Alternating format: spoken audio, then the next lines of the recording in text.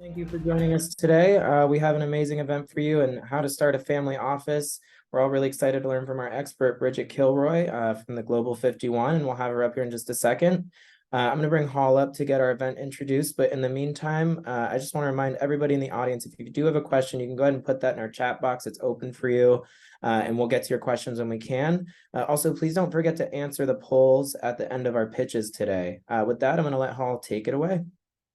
Great. Thanks, Shane. I want to thank everybody for joining us today. Today, we have a how to start a family office session. We do these once a quarter, and we bring someone from the family office world in to talk about how to do this. And I came to this because I had a fair number of investors in my network who were high net worth individuals, and they were at a point where they were trying to figure out, should they start a family office? And when I talk to people in the family office space, the most often answer I got back was, well, you need to have $100 million AUM, assets under management, or $500 million AUM to do it. But, the world has changed a lot since the COVID has come and gone, and that everything is now remote, distributed, hybrid, the other forms of work, and then there are other structures out there. So I invited Bridget to come in and join us today to talk about how to start a family office, what the structures are out there, and so forth. Bridget is the CEO and founder of the Global 51. And with that, Bridget, if you can, come on up and tell us more about yourself and what your fund does or what your work does, and then tell us more about how to start a family office. Thank you. Oh, perfect. Thank you. Well, we are a family office networking group. We are in 8 cities across the US, and we're also in London and Singapore. So we have a global presence. We've been around for more than 3 years. This is the 3rd family office networking group that I have built. We like to help different families connect and meet with other family members and executives so that way they can learn about the different expectations and mandates that each family office has, whether it's regarding their investment mandates, their governance structure, their philanthropic endeavors, or transferring wealth to the next generation. So without further ado, I guess I can share a little bit more about myself as we get into this. I'll get into my background with the presentation. So I'll just share my screen. 1 second, guys. Perfect. So more about my background is I'm a 2nd-gen family office executive. I grew up in West Los Angeles, and I'm the oldest of 6 kids. My father ran a very large family office, multi-billion-dollar family office for one family for 24 years, and a few others over a 15-year period after that.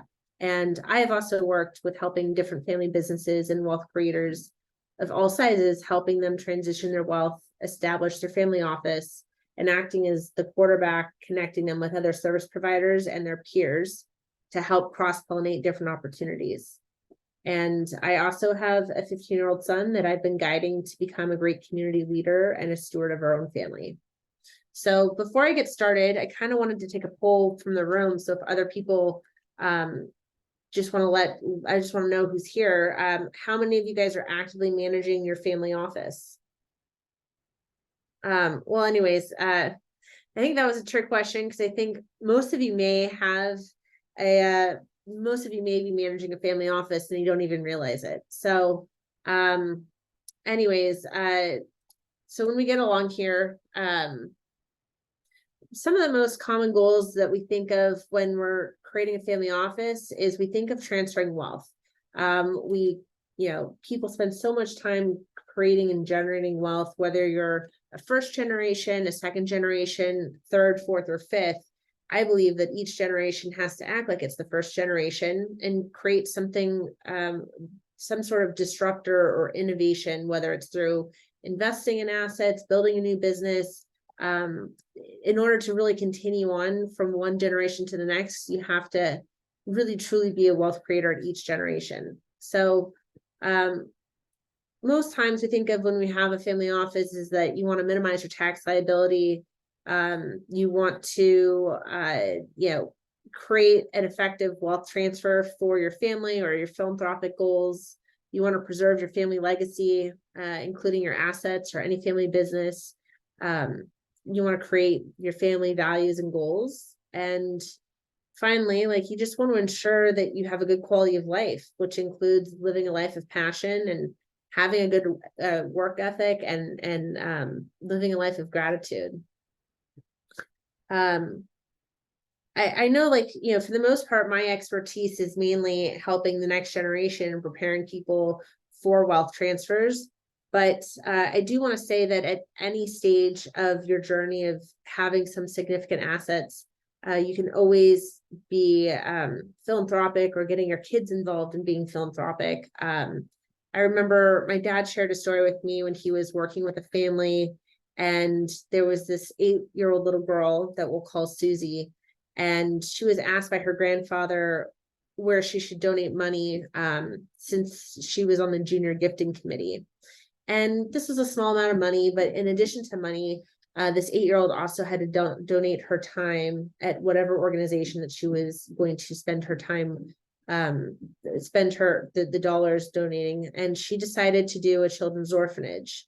And so she spent 1 hour a month for that year, donating time, spending time with the kids, and she really loved it. And at the end of the year, she sat in a review with her grandfather, who was getting ready to write a new check. And he asked her, you know, hey, Susie, can we donate more money to this orphanage again?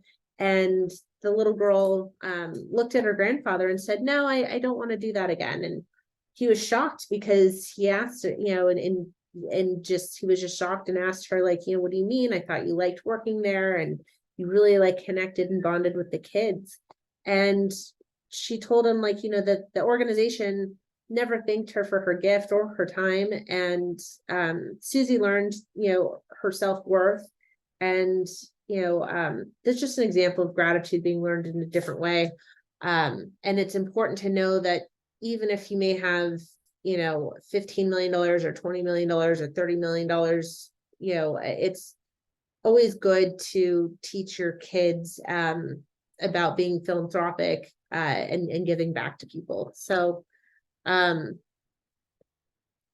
of this stuff I use for other presentations, but, you know, when you want to establish your family office, you want to establish your personal legacy. You want to figure out, what do you want to be known for? What are your values? You want to define your family's legacy and, you know, figure out what are your mission values and what are some of the important factors of running a family office. So you want to know, you know, are you transferring your wealth that you've created to a philanthropic committee? Are you giving it to, you know, the next generation of family members? You know, you want to have a plan and a goal for all of that stuff. And when you've figured out what your intentions are, that's when you go ahead and find service providers to go and help you structure things. For example, you want to assess your family's, after you assess your family's needs, you want to go ahead and find a really good attorney to figure out the legal structure that you want to, you know, hold everything into some sort of trust. And then you want to, you know, create a governance structure for what are your intentions on, you know, what do you want to do with the wealth that you've created? Do you want, you know, do you want to create a little mini investment committee and join an organization like Tiger 21, or there's just a number of different investment networking groups out there where you can create like your own mini board of directors where other people could go ahead and help you generate more wealth. So that way you're able to have a more sustainable legacy going forward. In addition to just focusing on assets, creating a family office is really about building a strong family foundation. So you want to have your social capital, your human capital, intellectual capital, your spiritual capital, and your financial capital. You know, with that being said, building a strong network with other families is really important. You know, understanding all the financial aspects of a family office, like basic knowledge of your assets and liabilities, you know, is good to have. The social network is great to have, because you want to have peers that are going to help you through whatever challenges that you want to have. So if you're wanting referral for you know, an investment, or if you're wanting a referral for, you know, structuring something differently, or learning what your peers are doing in their own unique situation, it's always good to have. And on the human and spiritual side, those are just more tied to your philanthropic goals. It's good to have whatever your core values are, make sure that they're tied to how you want your legacy to be going forward for yourself. So back when I mentioned on creating your mission statement for your family, here are just some ways that you can create and go about creating your vision. Either your significant other or your family, depending upon your kids' ages, you want to go ahead and kind of brainstorm your shared values and goals for the future. You want to identify your core values, determine the principles and beliefs that are important to you and for your family. And you want to set some family objectives and outline what do you want to accomplish with your, you know, aligned mission and values. And you can memorialize this in a, you know, legal structure with your attorney.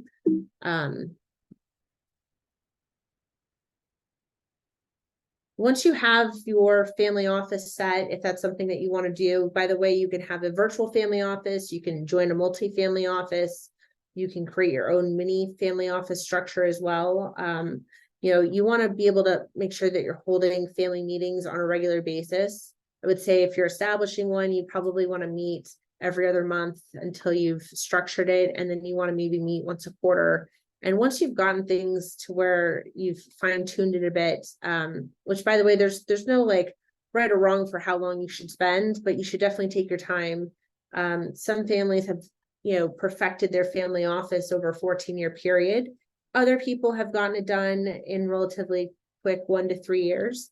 But once you've established and sort of solidified your plan, you can hold your annual family meetings on a just annual basis. But until you get to that point, I think it's better to meet pretty regularly just to keep on top of everything. You want to also leverage some technologies. So whether you're going for a multifamily office, which I'm happy to give examples. I think TOS Advisors is a great multifamily office down in Texas. They've also have a great technology platform that, you know, people who aren't large enough families at that $100 million structure, but still want to, you know, have a technology in place where you're tracking all of your assets. Let's say you have a nice car or you have some artwork, and you want to track your insurance policies and your grandkids' trusts or your kids' trusts. You know, they make it pretty affordable for smaller, high net worth individuals who want to have that family office structure.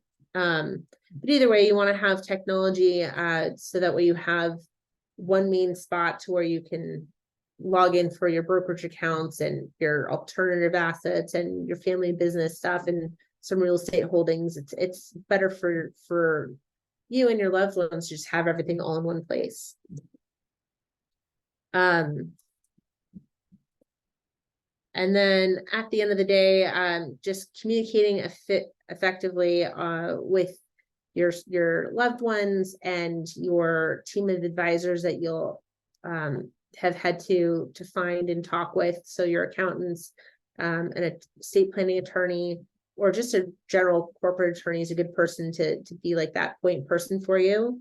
You know, plan your mission statement and set your intentions. And I would just network and build a good resource group with other unique entrepreneurs just like yourselves. That way you're able to learn about what other people are doing and stay on the cutting edge of all of the policies that are, you know, of where you're living, to make sure that you're being efficient. Anyways, that's the end of my presentation of how you should set up a family office. There's just it's always on a case by case basis. No one family office is ever the same. So these are just guidelines, and thank you. Let me just Great. Thanks for that, Bridget. If anyone in the audience has questions, please post them. I have several myself. My first question is, I find a number of family offices or people starting one are motivated by tax laws. What do you think about using tax as an incentive to start a family office? Yeah, most people start family offices as a means of mitigating taxes. I think that number one, you should talk with your accounting team and a corporate attorney to make sure that you're efficiently taking advantage of all the policies that are out there.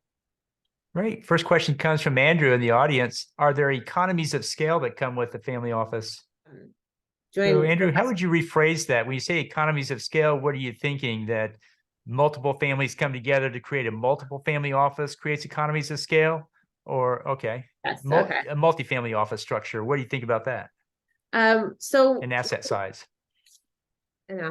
So, listen, I think if you've gathered, 20, 30 million of investable assets, or, have, 20, 30 million of AUM, you should think of forming something, whether or not you're joining a multifamily office, whether that's like a wealth management, like a boutique wealth management firm that can, someone can do your financial planning, and also take care of any of your housing and other assets that you have. Or I've also known groups of entrepreneurs who band together. They hire, a part-time outsourced COO, CFO type person who, reviews everybody's assets and everyone's policies and tries to keep everything in order. If you're trying to build a multifamily office with the intention of growing your assets, great idea. I think, joining a multifamily office, or pairing up with a bunch of friends and hiring like a person, like I said, I think assets are always better growing in banding together with other assets than just yours individually. So I hope that answers your question, Andrew. Great. So, you talked about several reasons for starting a family office. What do you find is the most common one that you see people coming together today to do this? A lot of it has to do with mitigating taxes. I really feel like at the end of the day, whether you are trying to, it all comes down to taxes. I think that's how our whole US is driven, right? On our policies. So it's whether or not you're trying to transfer wealth and you want to, mitigate that taxes, or, for your spouse or your kids or other loved ones, or you're wanting to currently just not, just be paying less taxes. I feel like everyone just wants to be efficient with their money, and so that you're able to do more efficient things with it. Right. And so I often have people coming to me saying, I've been told to start a family office, so I want to start one. What do you say to that? How do you answer that question when they say someone told them to do it and now they're doing it? I know that people get pressure from peers and other family members, and they kind of succumb to that pressure because they feel like they're expected to have those things. Each family is unique, and so their decision should be based on their own circumstances and not what other people are doing. So I really feel like talking to an advisor of some sort, you'll be able to help figure that out. And I'm always happy to refer people to different advisors, so that way they can figure out what their needs are. Right. And then what resources have you found most valuable for starting a family office? You talk about talking to other people, but what else is there?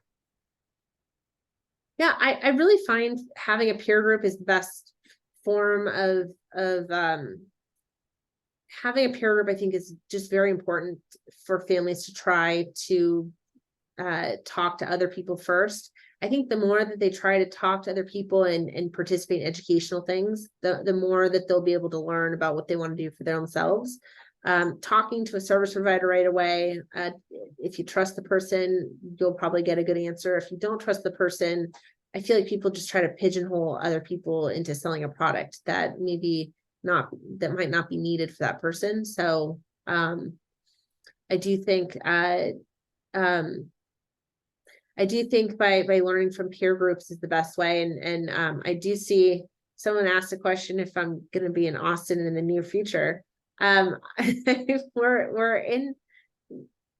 in Dallas. We're not in Austin yet, but I do know your name, so I think you're my Uncle Pete. So it's good to see you. We will that was so cool. I didn't realize you were related. I would have said something, but that's cool.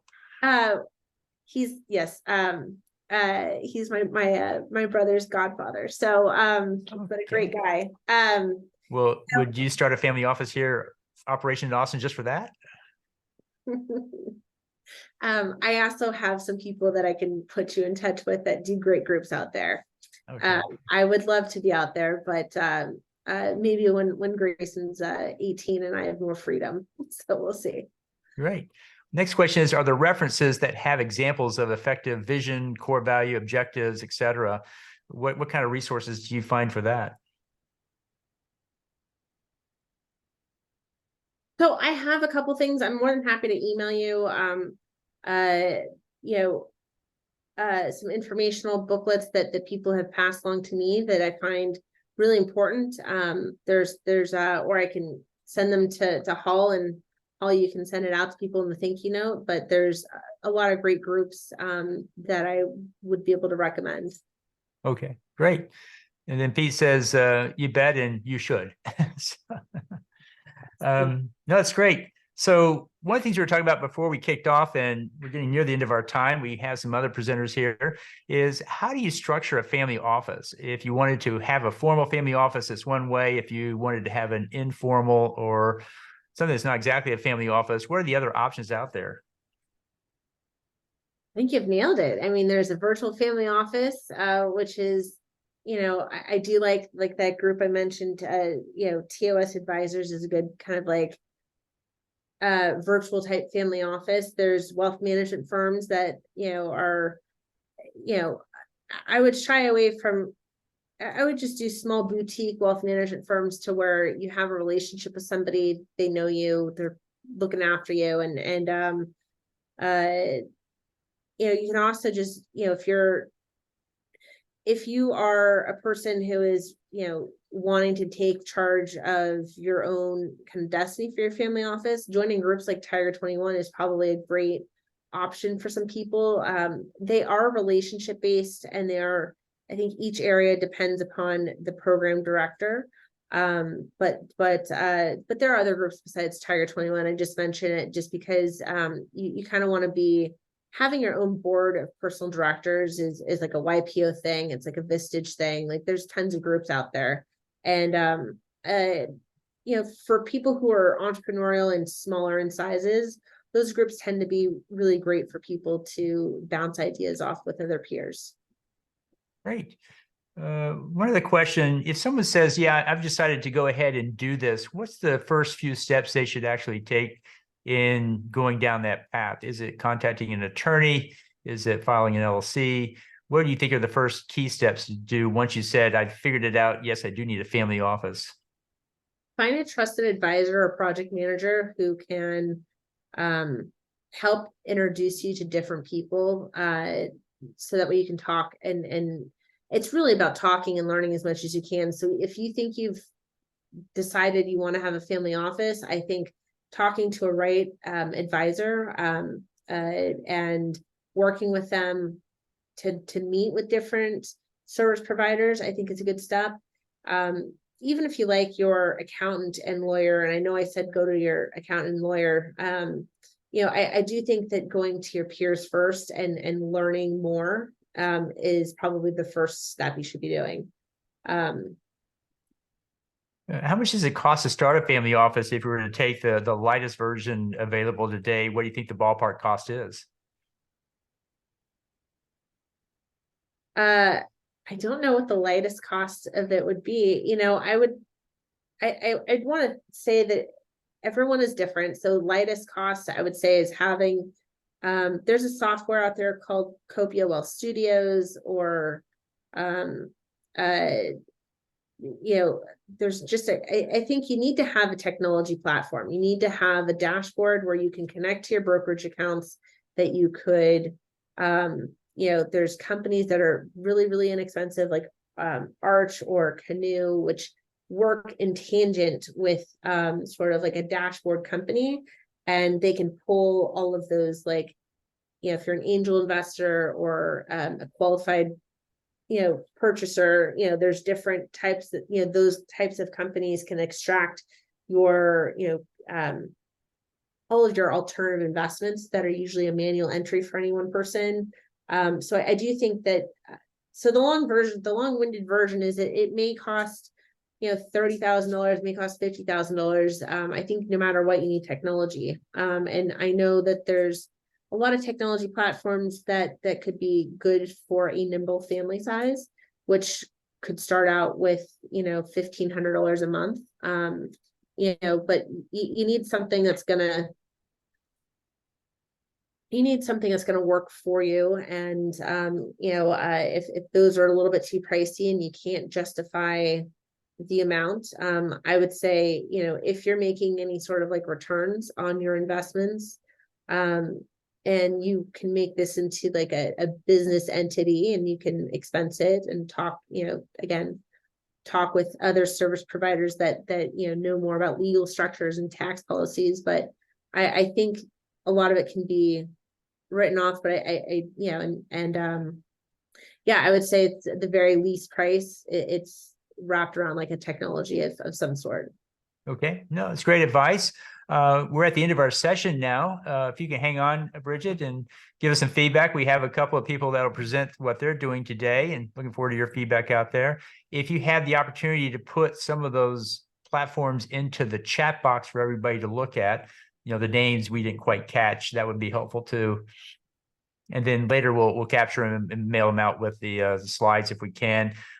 You've motivated me to maybe start a networking group where people can come together to share information about this, because I'm discovering there's a lot of things I don't know about it that I'd be very interested in knowing. So I'm going to take that on myself. So next month, guys, we may have a networking group to have people come together and share this information with each other, as Bridget is coaching us to do. With that, Bridget, I'll let you work on that, and we'll bring up our next presenter, Arthur Clapp of NuvoThera. He's going to tell us about what he's doing there. Thanks so much, Bridget. We'll see you in a few minutes. Thank you for having me. Thanks.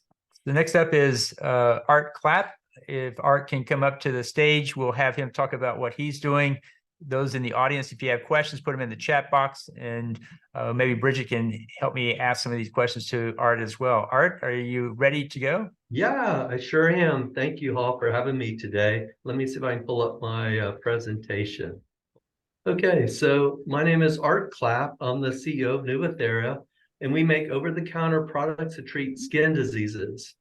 Our first product that we launched is for the treatment of psoriasis, which is not a very pretty condition. So it's very embarrassing, but more than anything, it's really difficult to control. And you know, there's many drugs on the market today that for the treatment of this condition, but the problem is that the majority of the patients still have problems with effectiveness and safety of the products. There was a recent article in the Journal of the American Academy of Dermatology, a survey, basically showed that 85% of the patients that are treated for psoriasis are not getting the results that they want. And so, so not only that, but they're really concerned about the side effects that they are, that the drugs produce. These agents, most of them are immunosuppressant type agents, so they cause cancer and deadly infections. So a lot of people don't like to use the medicines that are out there that's available for them. So we knew that there was a better way. So we developed a product called Prosoria, which is an over-the-counter psoriasis treatment system. It's a two-step system. It's over-the-counter, but it produces prescription-like results, but without the side effects. So even with the over-the-counter marketplace, the options are not too good. They tend to be very old products that are on the market. They're smelly, they're greasy. You have to apply them multiple times a day, and just to get them to work a little bit. So we developed an advanced system. It's very effective. So you only have to apply it once a day. We use salicylic acid compared to the other ones use coal tar, very smelly. But the secret is that we use very potent botanicals that are very active in the skin, and in this case, really help treat psoriasis and give you really good results. Our products feel really nice on the skin, like cosmetics, and they work really quickly. And just to show you the kind of results that we get, and this is basically showing over-the-counter product with prescription-like results. I'll show you another patient. These are the kinds of things that you don't get these results with over-the-counter medicines, usually with prescription medicines. We just completed a clinical study that shows that our products work just as well as the other over-the-counter, other prescription medicines that are out there today. And so when you look at the management team, we're really highly experienced. We've done this for a long time. We all worked for a company called Galderma for many years. And we developed some of the largest blockbusters in dermatology and launched them. And I was fortunate enough to launch some of the products such as Cetaphil, which is now, you probably know the brand, which is now a $1 billion brand, Differin, and some of the other things, which are, the #1 products for acne in the world. So we have a great team. It's not our first rodeo, so we're launching these products with good results. So let's talk a little bit about the market. The psoriasis market is quite large, with $13 billion market, growing at about 11% over a 5-year period. About 9 million people suffer with psoriasis in the US, and about 125 million people worldwide. We focus on the top 80% of the sufferers. Most people have mild to moderate disease. So our go-to-market strategy has been basically to launch our products online first, and then once they grow large enough to take them to the retail space, retail drugstores in particular, but all across where these products are stocked. And there's 20, 30, 40,000 stores. And we're happy to announce that we just got distribution in Walgreens and CVS. So we're well on our way and really starting to scale. So not only do our products perform, as you see, but so does the company.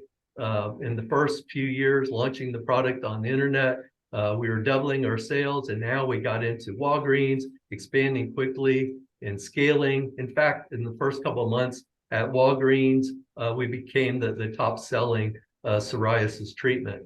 Along with that, our Amazon sales online are up almost 200%. There's kind of a little bit of a halo effect, because once we got into the retailers, our sales we were always doing well, but they really took off when we got into the retail drugstores.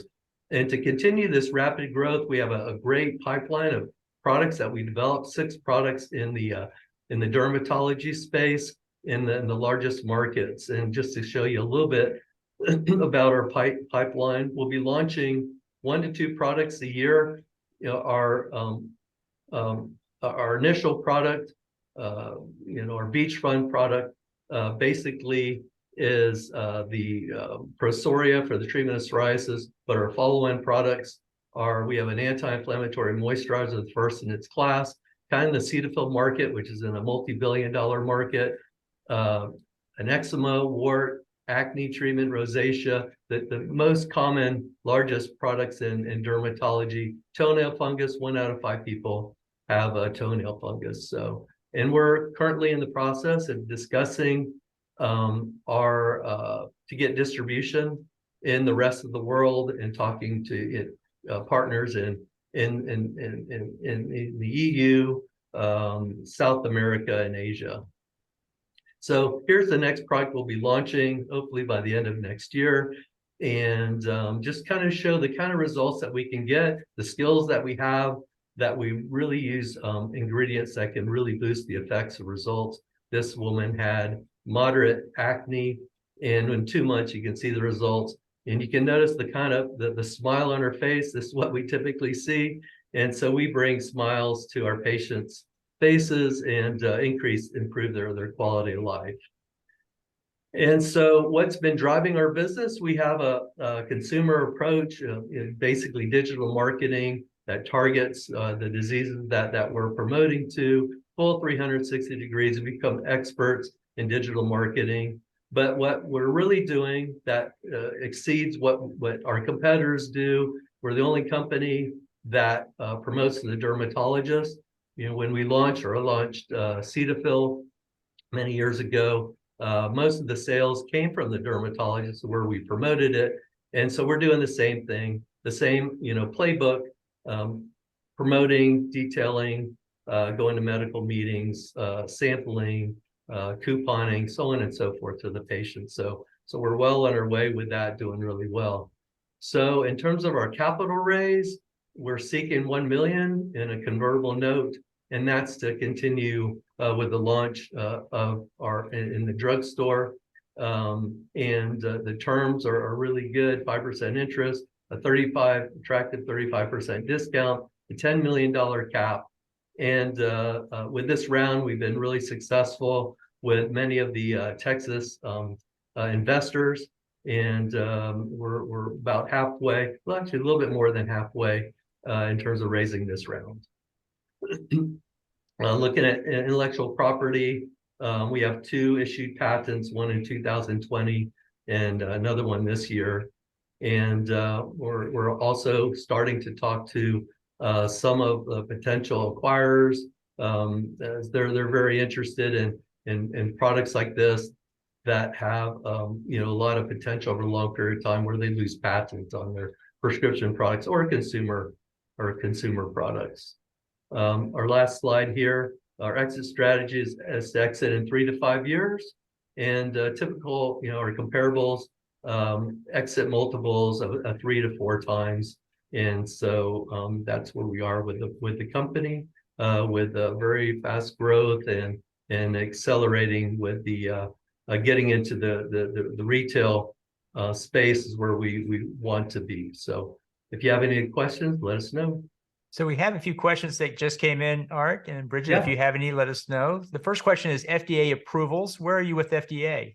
Yeah, so, there's different approaches to take. And these are things, sorry, I don't know if I'll like get a better view here. There we go. With the FDA, or the approach that we take, we use monograph ingredients. So we don't have to go through FDA approval. So when we develop our products, we have to register them with the FDA. So that saves time and energy and money. And it's a really good approach. It's things we learned at Galderma. Great. You talked about IP protection. Was there anything else you wanted to say aside from just the patents that you have there?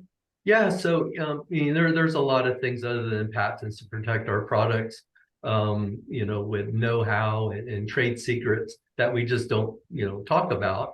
And these are things that we discovered along the way, or knew because of our background, launching products in dermatology for over 20 years. There's a lot that you learn. But probably one of the best things that really protect your brand is actually strong branding. And so Cetaphil, for instance, it's a 30-year-old brand without much patent protection anymore. And that brand grows $200 million a year. And, without much patent protection. So it's really creating the brand that's important. Great. Anything else you want to put around as a moat around the business that you can talk about? Yeah, so I think, from the timing perspective, it's always good to have in your portfolio. I do in my own personal portfolio that I invest in small companies, is having companies that are in the healthcare space. They tend to be defensive and offensive, and it's good timing for over-the-counter products. Over-the-counter products having grown faster than they have today. It's a big trend that's going on. People want to self-treat, and it's a good place to be. Any other questions, let me know. If you're interested, we're here. The two more questions here. Once you're on Walgreens shelves, what propels you to the top selling psoriasis product in the store? How do you get there? How do you get there? Well, I think looking at the marketing that we're doing and going to the dermatologist, we get a lot of recommendations. What I can call something, that every product I launch has always been a leader in their market share, prescription or over-the-counter products in the past, my history. And what I use is I call it a piggyback strategy. And so dermatologists like to not only prescribe drugs, but they add in cosmetics like Cetaphil, moisturizers, and other treatments to maximize the results. So adding in an over-the-counter product to help treat their patients that they're using prescription drugs, be it an injectable biologic, an oral product, or a topical, they add our product to it many times. So that's, I think, all those things together. And we launched these products a couple years ago on the internet, and we've increased the demand and awareness and all of that. So it's a fast takeoff when we launched the product. And what's the pre-money valuation or valuation cap on your fundraise there? So what's our valuation today? The pre-money valuation you have on the fundraise, or if it's convertible note, the valuation cap. Yeah, so if we have a 35% discount, it's a $7 million cap on the company. Okay, great. Cool. Well, I think that's all the questions we have for right now. Thanks, Art, for joining us, and appreciate the good pitch there. You bet. Thanks a lot. Appreciate you having me. Great. Next up is Brian Morin of Soteria. Brian, if you could go ahead and turn on your video and microphone, and let's look at your slides here, and looking forward to catching up with you. It's been a while since we last had you here, but glad to have you back and looking forward to all the progress you've made in this space. Yep, great. Thank you, Hall. Let me share my screen. Hello, my name is Brian Morin. I am the CEO and co-founder of Soteria Battery Innovation Group. Two things to know about Soteria. The first is that we have a technology that makes lithium-ion batteries inherently safe, and I'll show you what that means. And the second is that we have we believe that safety belongs to everybody, so we're taking this to market through a broad-based licensing business model supported by an industry-wide consortium that we founded and that we run. With today over 125 active partners, and you can see some of them here, but NASA, Bosch, Mercedes, Jaguar Land Rover, Lenovo, many others. The lithium-ion battery industry has suffered from a drumbeat of negative multi-billion-dollar public events. There was the grounding of the Boeing 787, the recall of the Samsung Galaxy Note 7, and then in recent years, Ford, BMW, Tesla, Hyundai, Chevrolet, and now add Mercedes and Jaguar Land Rover have all had recalls due to spontaneous battery fires. And that's exactly the problem that we solve. So our vision is inherently safe cells everywhere. And let me show you what that looks like in practice. So here we have cell phone size cells. The only difference between the cells on the left, which are standard cells, and the ones on the right is that our technology has been implemented in the ones on the right. So if you look at the video, what you see on the left is first a shower of sparks, and then you see flammable material burning. On the right, you have the same flammable material, the same damage to the cells, but because the electrical energy is never released, you get no shower of sparks. It's not ignited and it doesn't burn. Let me show it to you again. This is now cylindrical cells like what you'd find in a Tesla. Again, on the left, you have the shower of sparks, and then on the right, you have nothing. Our technology acts like a fuse box on the inside of the battery. When there's damage to the cell, it burns out like a fuse around the damage, stops the flow of energy into that spot, and prevents the release of the electrical energy. No release of the electrical energy, there's nothing that ignites the batteries. So this picture gives me a lot of comfort because this is what I imagine the cells will look like after you've run your electric vehicle into a tree at 90 miles an hour. They're bent, they're crushed, they're penetrated, they did not ignite, and these cells are actually still functioning cells as they're sitting in the damaged state. So the cells are robust and they won't ignite, which gives you time to get out of the car, get away. 3 pillars to our value proposition. The first is the revolutionary safety that you just saw. The next, which enables our business model, is the full compatibility we have with the industry. It's a drop into existing manufacturing, compatible with every electrode, every electrolyte, every form factor, and every manufacturing process.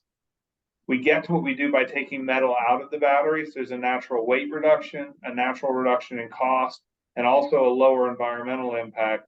And then the electrical performance is similar to what you get with the cells that are on the market today.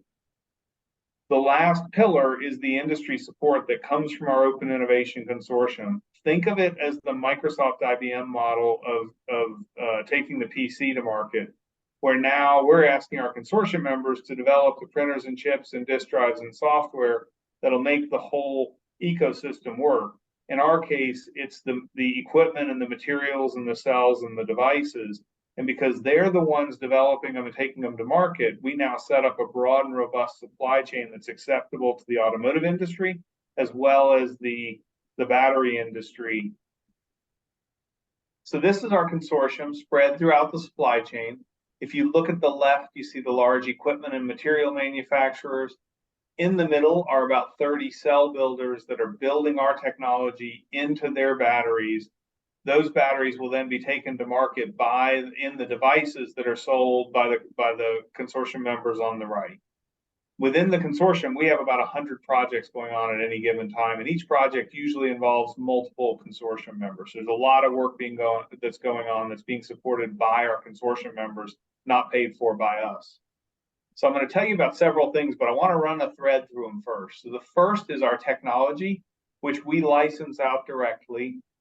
We're also buying materials from the manufacturers of the materials and selling those to the battery producers. So this is the seeds of material distribution program, the goal of which is to set up licensees. We need cells to get to the end user, so we've partnered with a couple of cell makers to produce those cells. Again, taking the technology, the goal is to create licensees. In December, we bought a company, Voltaplex, which makes lithium-ion battery packs. Think anything from a laptop to a fork truck, using the cells from the cell partner. Again, getting the technology to market. We found out about an issue in the market, in the consumer market, where e-bikes are catching fire, and so we studied that issue. Again, trying to understand the issue so we can solve safety in the market. Oops, sorry.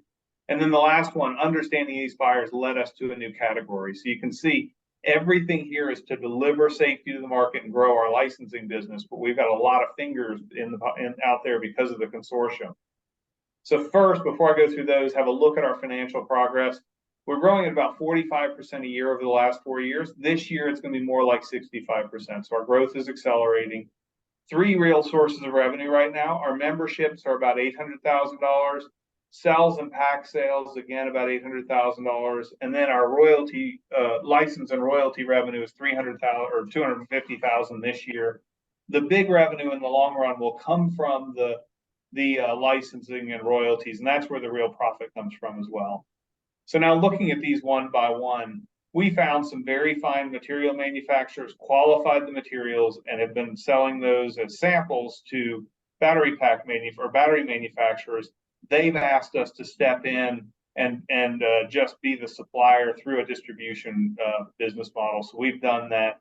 They'll have to buy a license. Eventually, they'll step past us. The goal isn't to grow a big distribution company. The goal is to grow the licensing and royalties. You'll see in a second that we bought Voltaplex. That enabled us to motivate Nanotech Energy to develop 18650s with our battery, with our technology in them. These are going to be the safest cells in the world, US made, targeted specifically for military, industrial, medical, and other critical applications in critical environments, available in the first quarter of next year. We'll be buying some of those cells and building battery packs through Voltaplex, primarily for robotics, medical, material handling, and industrial, but we're going to add micromobility and military to that. Again, this is to seed the market. We don't want to be exclusive. We just want to prove and validate the products in the market. So here, I'm going to let you listen for a second, and then I'll explain the video.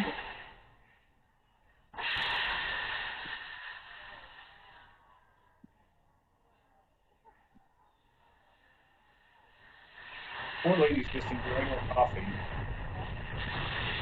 and she's engulfed in flames. The popping you heard at the beginning is the electrolyte coming out of the battery, but this is an e-bike battery fire. This is why we took on this project, because our technology will solve this. But we wanted to understand what was going on. So we partnered with the New York Fire Department, with NASA, and with about 20 other companies.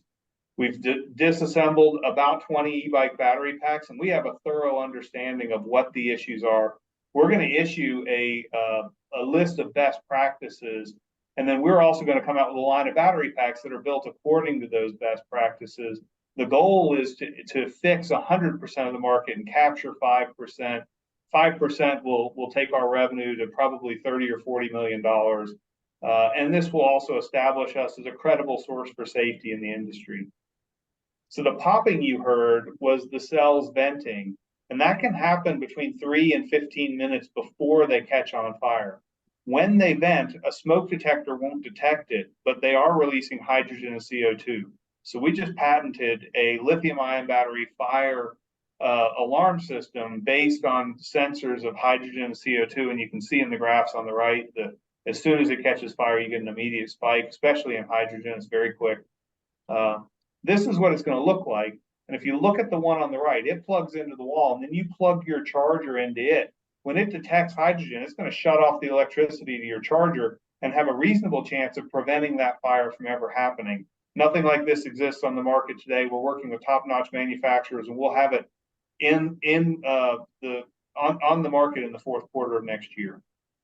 Our route to market in automotive is through the luxury brands. We have projects with each of these companies, and Jaguar, Land Rover, and Mercedes. The projects are slotted for their production manufacturing. It's the second half of the later parts of this decade, so it's still a ways off.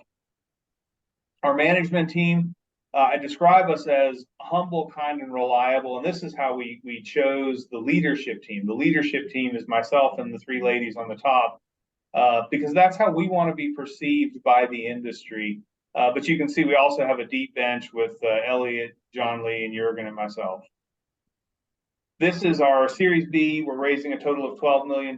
It's led by Keiretsu Forum. There is a 125-page due diligence package that is complete, so please contact me or reach out to me through Hall if you want to see that.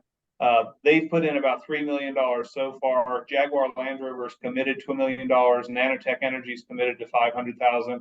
I have an Italian motorcycle company visiting us here tomorrow. The CEO is coming, that they could finish the whole round, so the round may close quickly. And we had a third party do a valuation of our intellectual property, and they put a value of it of $71 million, which could be used to leverage debt service to the company also. So this is the investment opportunity, and I look forward to answering some questions. My contact information is at the top of the slide.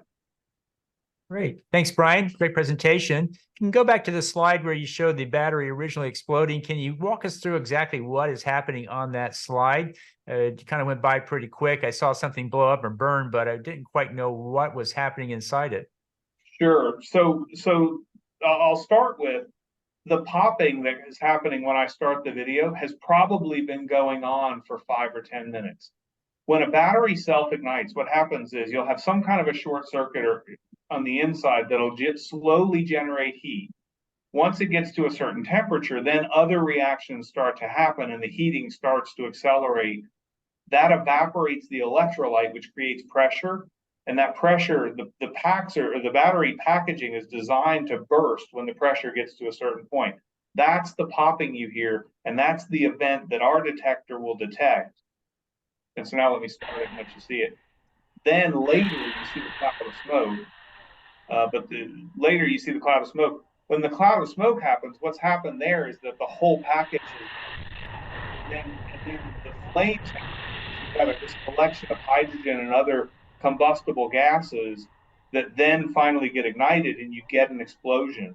So we just hosted a conference with to focus on battery safety, and we had speakers from the New York Fire Department and from San Diego Fire and Rescue. And one of the things the fire chief from San Diego said was, he said that he had a fireman walking up towards a garage that had an EV in it, and it exploded. The garage door flew off, knocked the fireman down, and the garage door, as it flew by, ripped his helmet off his head. didn't hurt. Well, it hurt him, but he was okay. But they now have to approach closed spaces because they could explode because of the flammable gases that come out of the lithium-ion battery, can then cause an explosion. Very different from, a slow fire that smolders and eventually catches flames and spreads. These fires start with an explosion. They're ferocious. They're rare, so don't be afraid of your devices. But when they happen, they're ferocious. So what about moisture leaking in that causes spontaneous combustion? How does that play here? So the one of the things we found when we took apart the e-bike battery packs was that that there was ways for moisture to get in, but not good ways for the moisture to get out. So the moisture could get into the battery packs, corrode the connections, cause short circuits, but there wasn't a way for it to get out. So one of those recommendations is going to be to put in both a better sealing system and a venting system in the packaging. Great. So there are many applications, aerospace, automotive, et cetera. Where do you see your beachhead market and why? Beachhead for market for us is these devices with 18650s. And the nice thing about those, the 18650s are those cylindrical cells that I showed. There's the nice thing, and that's why we bought Multiplex, was to get to the beachhead market. The nice thing is there are tons and tons of applications here, so it's easy to get designed into any particular one. And so we can get designed in and start spreading. It includes everything from micromobility to power tools to robotics, material handling, medical devices. And these are customers that Multiplex already has. So that's the easy beachhead, because you can take a single cell design and get to literally hundreds or maybe even thousands of applications. Great. Well, that's it for the questions. We're nearly out of time. Thanks so much, Brian, for a great presentation. It's been good catching up. Yeah, great. Thank you all. Thanks. With that, let's come to our third presenter, Tim Para of Bridger. Tim, if you could turn on and get your slides up, we're looking forward to catching up with what you're doing there. Very good. Thank you. So, at Bridge, we are freeing the treatment of pain from the risk of addiction. This should save thousands of lives and disrupt some multi-billion-dollar markets where there's been little innovation in the last 20 years. And for me, it's personal. Last year, I lost a nephew to opioids, and the year before, I lost a niece.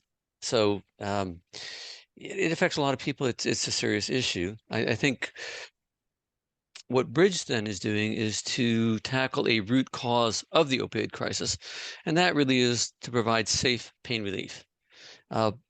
To this end, we are going to be working with a very strong safe pain reliever called buprenorphine.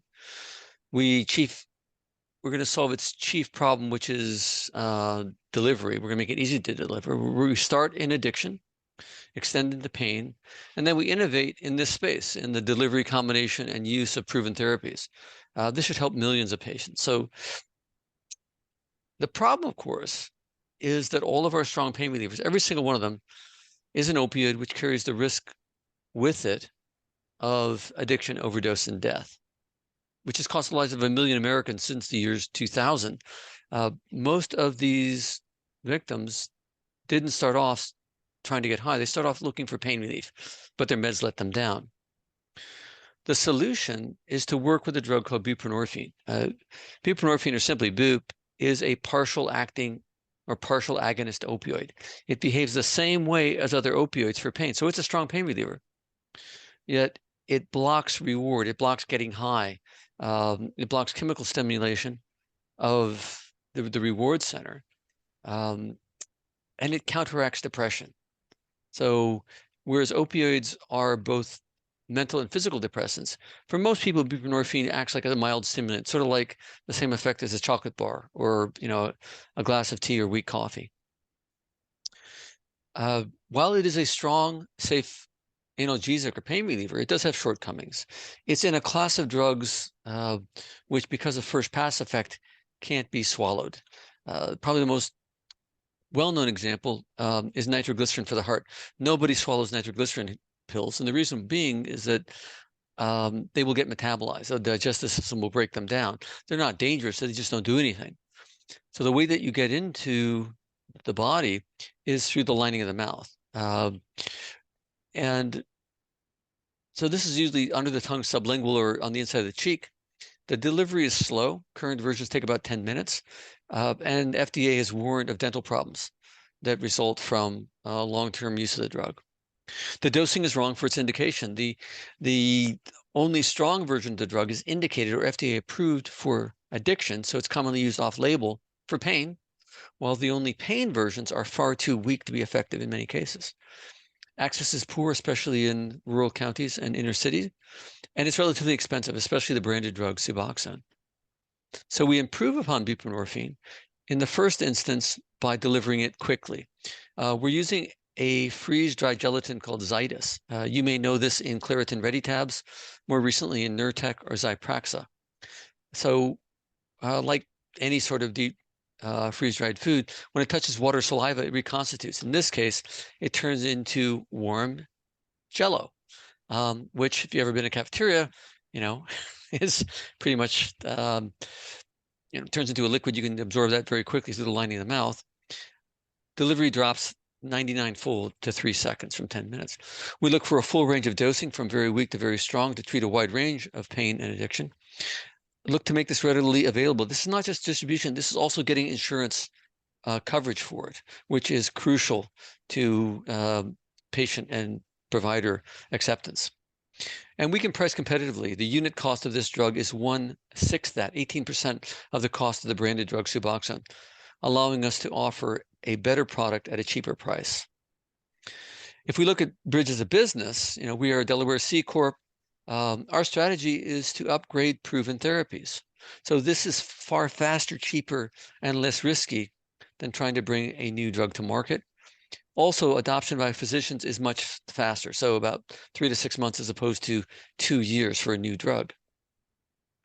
We focus on 2 things: drug development, and in particular, where there is a big market and a big need. Meanwhile, we're going to outsource more of the operations activities of formulation, manufacturing, distribution. The second thing we focus on is marketing and sales, because that's where the money is made.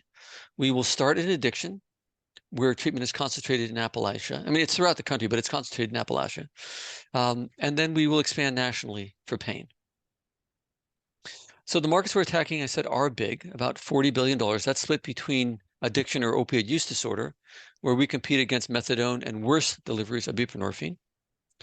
And then also in pain, bad pain, moderate to severe pain is a technical term. We compete against opioids, which have a known risk of death, and it's about a $30 billion market. If we look at our products, we're going to start with an addiction drug, 3 seconds versus 10 minutes. Because it dissolves so quickly, it should get rid of the dental problems I talked about, and it will help in prisons, where an excuse that it's not offered commonly is just the time that it takes, the wages that are spent on guards watching inmates taking the drugs. We have 2 pain drugs. The first one we call Bupono, that's buprenorphine only. This is almost as strong as fentanyl, the strongest regularly prescribed opioid, yet it's far safer. Fentanyl is 30 times the overdose risk of morphine, which is the base for all opioids. Buprenorphine is 0. The CDC doesn't even track buprenorphine for overdose risk. The Drug Enforcement Agency rates buprenorphine a class 3 drug like codeine, whereas all the other opioids are class 2, so much greater incidence of abuse. Our second pain drug called Bucam treats 2 pathways of pain, both injury and inflammation. So there's an anti-inflammatory drug combined with it. And we have real-world evidence of its effectiveness. Dr. Sullivan, our founder, has been giving this to thousands of patients over 15 years. So he knows that this is the best pain therapy that's out there. This is a table showing both our drug launch schedule as well as our intellectual property. All of our drugs rely upon the patents and trade secrets of the delivery system, the Zydus delivery system. We also can get periods of exclusivity, roughly 3 years, for doing unique trials for the FDA. And we have product patents. Towards the end there, we see the Bunaz Plus, Bupono Plus, Bucam Plus. These are all advanced formulations. It allows us to extend our patent life with better drugs, better versions of the existing drugs. in terms of getting to market. We've licensed the delivery technology, done pilot studies. This year, we've been coming up with a slightly changed formulation so that we match bioequivalence. We should be applying for FDA approval in the second quarter and be in sales in 2025, first quarter 2025. If we look at the team, we have a wide range of skills that are typical of any startup. Now, I myself, my background myself is finance, but we have 3 skills that are critical to success in pharma. One is designing clinical trials, especially in the case of where there's a placebo effect, like with pain. Patients will tell you they feel better because they want to feel better. Dr. Sullivan has done 180 trials for FDA approval. Dr. Bob London has been the guy deciding for an insurance company which drugs get reimbursement. And Jeff Burkett, market launch. He's done 7 launches. 5 became market leaders. 3 of these became billion-dollar sellers. If we look at the financial projections, you'll see that they are robust. About $60 million in sales in 2025, growing to between $500 million and $1 billion in 2028. These numbers are modest. Buprenorphine is the replacement, the safe replacement for opioids, and the markets are huge. So we can beat these numbers. In terms of exit strategies, we could sell a given product to a company like Indivior. Indivior has the branded drug. Pfizer is in pain. They could buy our whole company, or we could look at an IPO. And the numbers there with the sales multiples show typically where companies will come at these levels. If we look at the investment angle, already we've raised $9 million for drug development. That was done at $30 million pre-money. We're now raising the remaining $3 million at a $40 million pre-money to make the application for our first drug. And then we'll be raising a final round, around 150 pre-money, to bring our first drug to market and develop do trials on our first pain drug. So, just to summarize or to review, we're working with a strong, safe pain drug, making it easy to deliver, start in addiction, move to pain, and then can innovate in this space to improve the lives of millions. So I thank you for your time and invite your questions. Great. First question is, what's the sales channel when you get to market? How are you going to sell this? Right. So Bridge will be a wholesaler. We will be selling to the hospitals, pharmacies, big clinics. We're also looking at telemedicine. Great. And who is the competition you will face when you get there? Well, as I mentioned, in the addiction space, we face worse deliveries of buprenorphine that take longer. And also, methadone is a more established drug, but methadone is given in clinics because you can overdose and die on it. So a more dangerous drug. In the case of for pain, very weak versions of buprenorphine, and then all of the regular opioids, oxycodone, hydromorphone, Vicodin, Percocet, fentanyl. That's our competition. And tell us more about the intellectual property. Sure. So the base for all of this is a delivery system called Zydis. Zydis is a freeze-dried gelatin. It is well established. It's expensive technology. Right now, the manufacturer Catalent, which is a New York Stock Exchange listed company, mostly protects through trade secrets. The original patents have expired. So they build their own machines. They build their own factories. The machines cost about $25 million. The factories cost about another $125 million beyond that. We do have patents for certain combinations. For example, the combination pain drug, buprenorphine, meloxicam, what we call Bucam, that combination is patented. We can patent the delivery plus the drug combination for Bunels and Bupono. The later drugs, the safer replacement drug. So like for Bunels, we replace that with a drug which protects against overdose, not only from opioids, but also from benzodiazepines. And that is patented with a longer patent life. Great. And so after this round of funding, what additional funding do you need to get to exit? So that is a $32 million round that I mentioned there. I think that once we are in sales, once we're in sales, we will be attractive both to sell our, just sell the one addiction drug by itself, and once we're in sale for pain, we would be attractive to sell the whole company. But, any of applying for FDA approval, getting FDA approval for sales would be a reason to have an IPO, and those are all exits. So, we should be looking at exit in, 2 or 3 years. Who do you think might be the most likely exit plan for you? The no-brainer is for Indivior to buy the addiction drug because it's a better product. It would allow them to keep market leadership in that space. IPO might be faster, depends on how the stock market looks in a year and a bit. Sounds good. I believe that's the end of the questions we have here. I want to thank you for joining us today, Tim. Appreciate the presentation. We'll capture the results and share with you as well. With those in the audience, I want to thank everybody for joining us as well. Appreciate the great questions and also the attention for today.